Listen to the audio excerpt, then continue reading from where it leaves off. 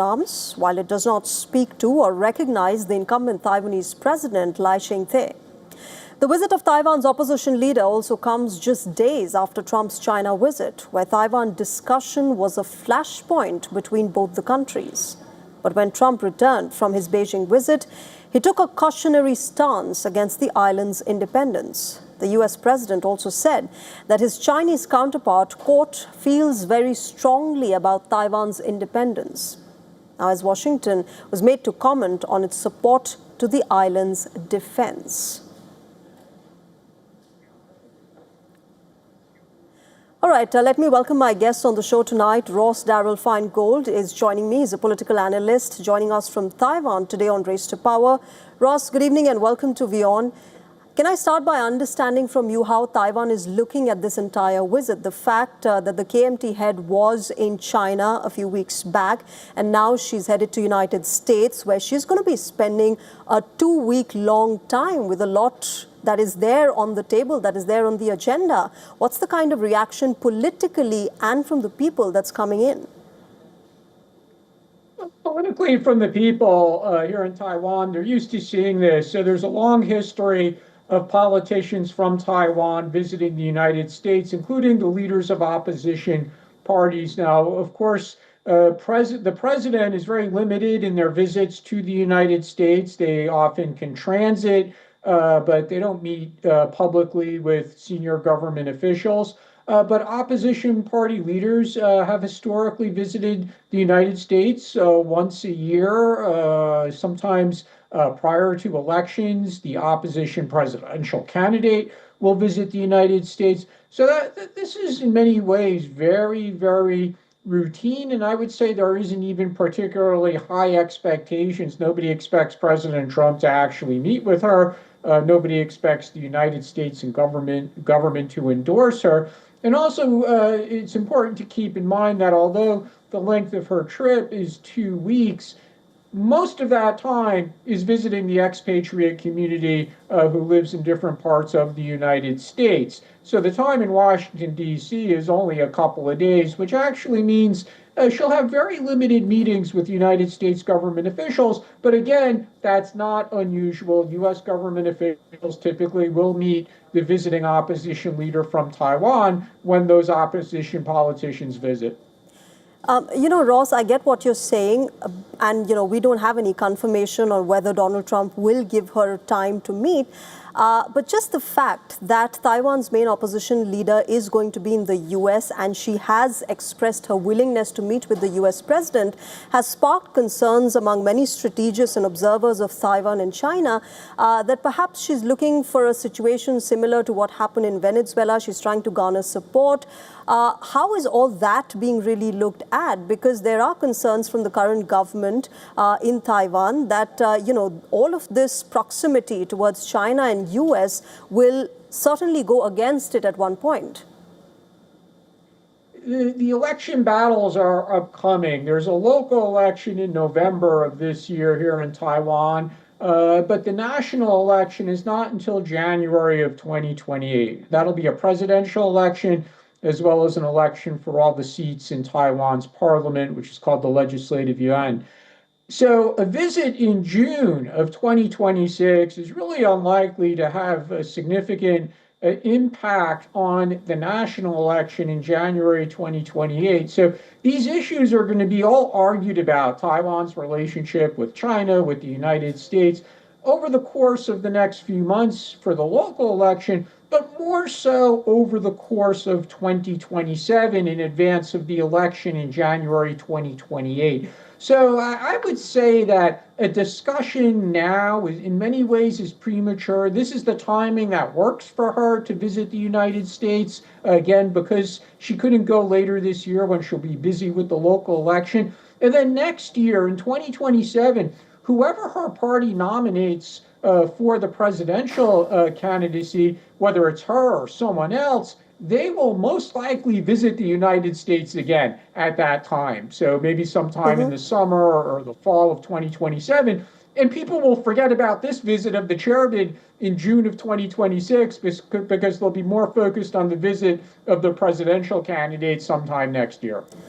So quickly then also help me understand, Ross, this. There's been a lot of talk about how the defense spending has been cut by particularly the KMT, that's her party. Do you expect American officials and lawmakers to question her about that? Because this has been a concern between, Taiwan, China and the United States. Do you see this questioning coming up during this visit? It's going to be the main question that she gets asked. But of course, she'll get asked about her vision for the relationship between Taiwan and China, and she'll probably get asked some questions about what it was like to meet Xi Jinping. But yeah, you're correct. People are going to ask her about the commitment of her party to investing in Taiwan's defense. Now, just to be clear, what transpired recently was not the regular defense budget, the annual defense budget for Taiwan's military. What happened was President Lai had requested an additional 40 billion US dollars. So outside of the regular budget, he asked for $40 billion more. 25 billion for US weapons and 15 billion for domestically produced weapons. Now, the KMT and a smaller opposition party only approved $25 billion to buy US weapons. So there's a lot of politics involved there. But when she's asked these difficult questions in the United States, she's going to say, my party approved spending $25 billion on made in the USA weapons. At the moment, we didn't approve the additional $15 billion for made in Taiwan weapons. But again, she's going to say to the people she meets, including members of Congress,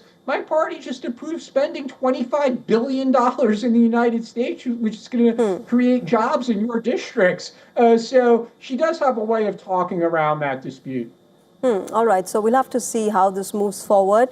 I'll leave it there. Thanks very much, Ross Darrell Feingold, for joining us on WION and sharing your perspective and helping us understand this visit better.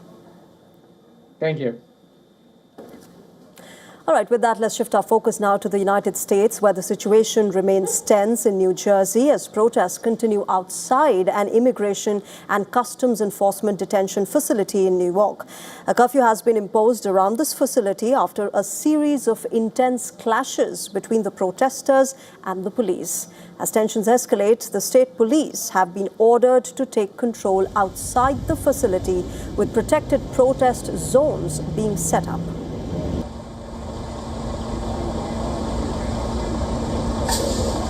I will ensure public safety, and I refuse to give ICE an excuse to surge into our communities.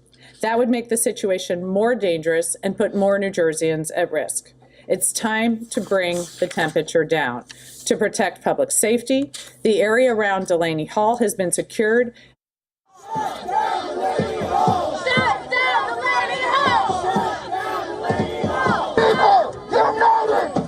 This comes following another night of standoffs between protesters and federal agents outside the Delaney Hall, a 1,000-bed facility whose detainees went on a labor and hunger strike over what they called inhumane conditions and to demand their release.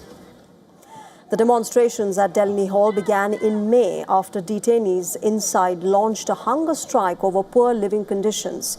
U.S. Homeland Security Secretary denied the allegations, saying that the detainees are provided with adequate calories and sanitation, adding that it isn't a holiday inn.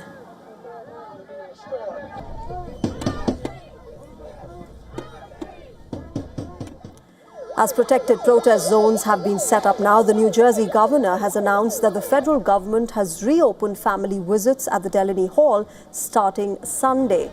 The U.S. Department of Homeland Security, meanwhile, has issued a statement as well following resumption of visitations at the detention facility. It says the visitation was only suspended because of violent riots, and now that a secure perimeter exists, it can resume once again.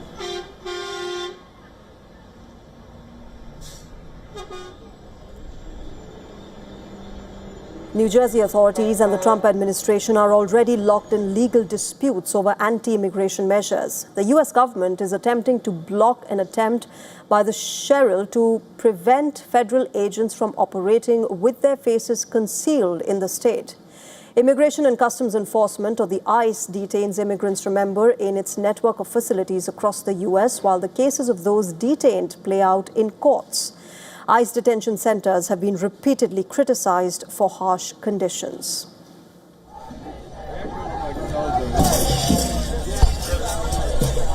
And my colleague Susan Tehrani joins us live from New York at the moment to get us an update of what has been happening. Susan, this ICE versus citizens conflict really has been deepening, and we've been seeing these protests for a long time. What's the update that you're getting right now? What's the latest? These protests also come at a time when there are reports suggesting that ICE detainees are dying allegedly due to suicide.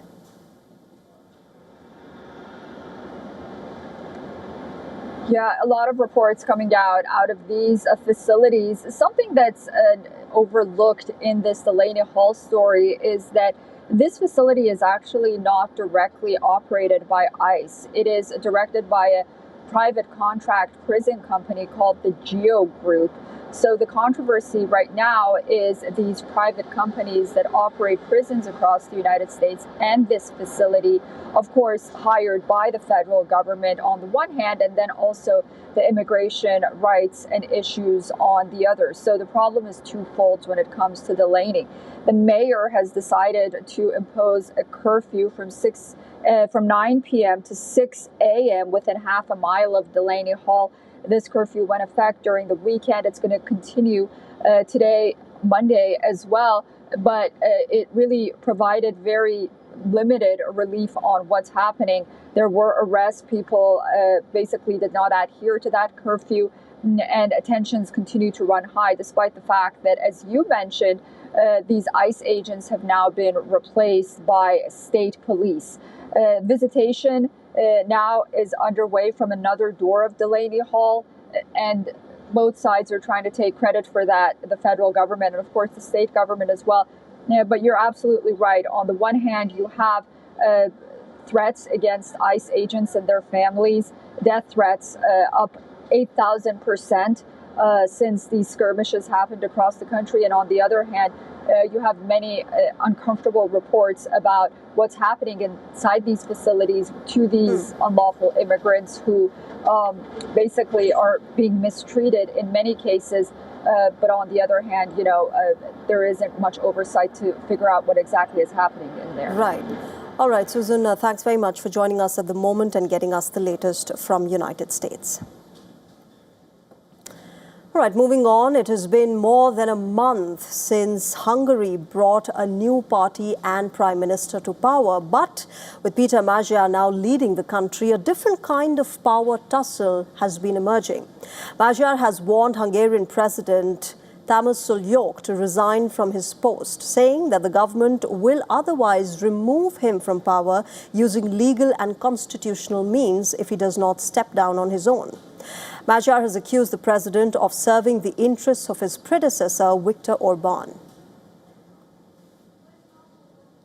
I can say that this process will take about a month. We will try to adopt the necessary legislation as quickly as possible. And yes, there will be talk of removing all the puppets, everyone who participated in this cadre circulation. And instead of contributing to the strengthening of Hungarian democracy and rule of law, they participated in dismantling it for many million forints.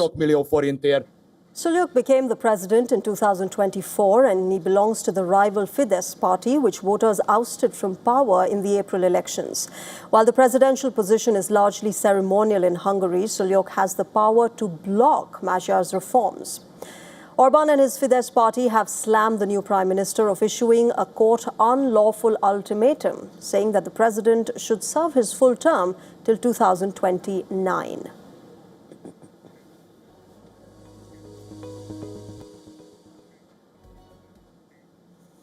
All right, shifting our focus now, Nepal's Prime Minister Balendra Shah has been facing criticism after he suggested that both Nepal as well as India have encroached on each other's territory and that the border dispute between the two countries is not a one-sided issue. The Nepal Prime Minister, who addressed the country's parliament for the first time since assuming office after the March elections, surprised many when he admitted mutual encroachments along the India-Nepal border.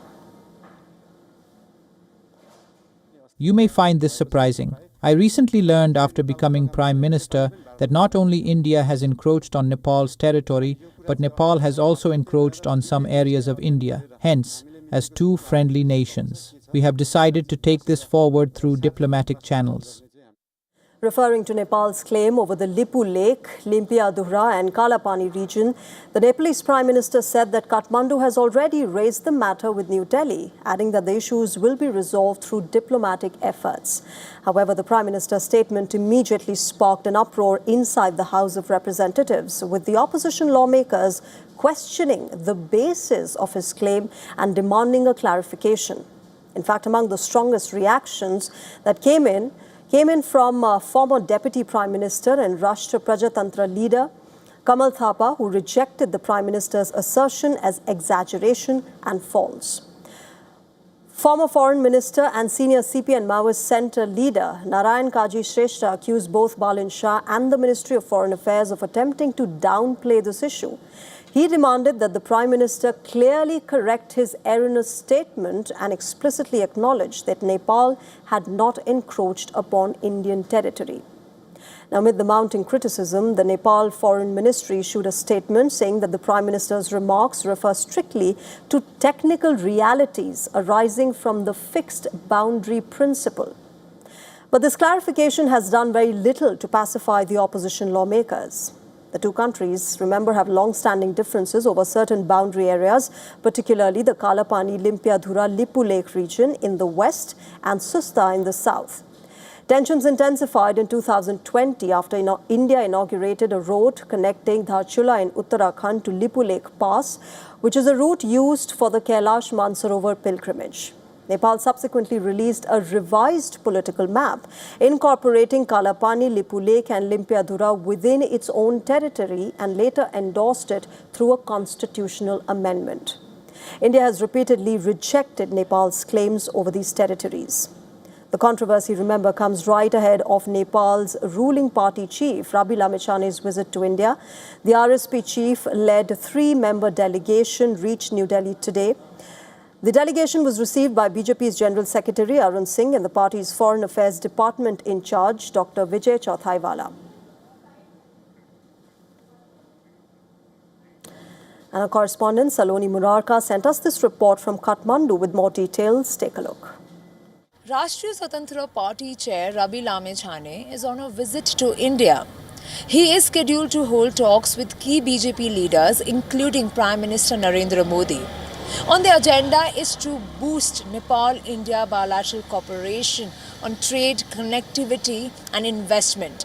Lamechhane is also likely to seek more Indian investment in Nepal's hydropower sector. One thing is very key is that this visit just comes a day after Nepal Prime Minister Balendra Shah made a remark on Nepal-India border in the parliament, which drew criticism from across the political spectrum. Senior politicians of Nepal and former foreign ministers have criticized the Prime Minister for making unsubstantiated and irresponsible remarks. This remark has drawn a lot of protest on streets and inside the parliament. The opposition parties are seeking his clarification and an official apology. I'm Saloni Murarka reporting for WION from Kathmandu, Nepal. Moving on, a major expansion of the West Bengal government took place today with 35 Bharatiya Janata Party MLAs taking oath as ministers as part of an expansion of the Shubhendu Adhikari-led cabinet in the state. The oath-taking ceremony was held at Lok Bhavan with Governor R.N. Ravi administering the oath of office to the new ministers. 13 MLAs took oath as the cabinet ministers, 3 as Minister of State, independent charge, and 19 as Ministers of State. Among those taking oath were Deepak Barman, Shankar Ghosh, Tapash Roy, Swapan Das Gupta and Dr. Kalyan Chakraborty. The cabinet expansion, remember, comes less than a month after Shubhendu Adhikari assumed office as the chief minister following BJP's sweeping victory in the West Bengal Assembly elections. Shubhendu Adhikari was sworn in on the 9th of May, ending Trinamool Congress's 15-year-long rule in the state. Meanwhile, the State Council has approved the formation of 2 key commissions aimed at addressing institutional corruption and atrocities against women. According to the Chief Minister, the Commission Against Institutional Corruption will be headed by retired Calcutta High Court Justice Biswajit Basu. A separate commission on atrocities against women will be chaired by retired Justice Samapti Chatterjee. Amid these developments, Mamata Banerjee has called off a meeting with TMC MLAs after only 20 out of the 80 MLAs showed up, widening the internal rift within the Trinamool Congress. The party has blamed the mass absence of MLAs on a sudden and emergent ground situation following the attacks on senior functionaries, including Kalyan Banerjee and Abhishek Banerjee, and several arrests that were made statewide. The meeting was called a day after Abhishek Banerjee was thrashed by a mob during his visit to Shonarpur in West Bengal's South 24 Parganas district on Saturday. Abhishek had to face a violent protest from the locals. An agitated crowd hurled eggs and threw stones at his convoy.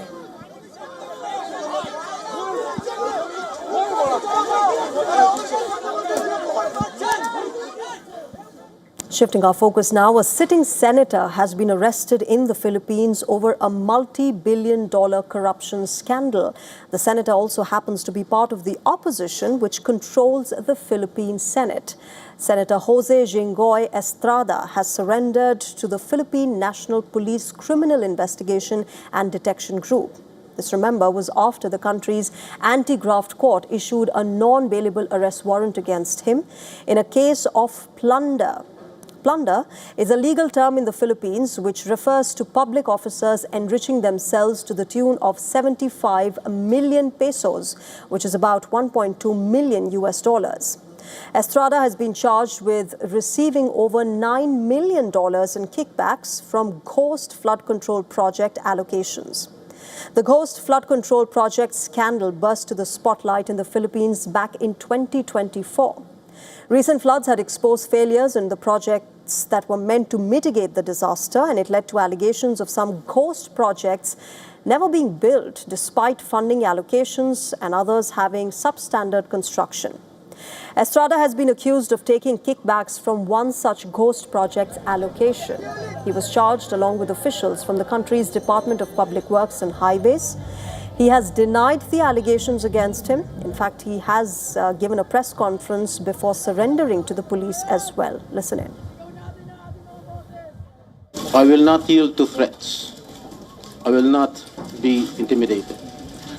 I will not be pressured into surrendering my independence of judgment. I will not be broken by accusations, nor will I yield to political pressure. I will meet these charges head on, defend my honor through due process, and place my faith in the truth. Estrada claims he's being targeted because he refused to switch sides in the bitterly divided Philippine Senate. He's part of a faction of 13 senators who took control of the 24-member Senate in May. They're said to be allied to the impeached Vice President Sara Duterte, who's set to go to trial next month. The faction's control of the Senate poses a challenge to President Ferdinand Bongbong Marcos Jr., who has fallen out with his Vice President Duterte. Estrada, meanwhile, says that he was presented with many offers to drop the charges against him if he agreed to switch loyalties. Another member of the pro-Duterte faction, Senator Ronald De La Rosa, is currently in hiding. This is after the International Criminal Court in The Hague ordered his arrest for crimes against humanity. De La Rosa is accused of being the enforcer for former President Rodrigo Duterte during his deadly war on drugs.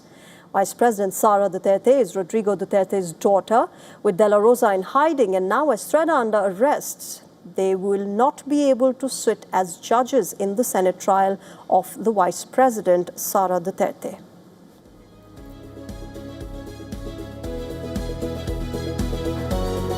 All right, with that, it's a wrap on this edition of Race to Power. As always, we will keep getting you updates and analysis from across the world. Thanks very much for joining us tonight. Bye-bye.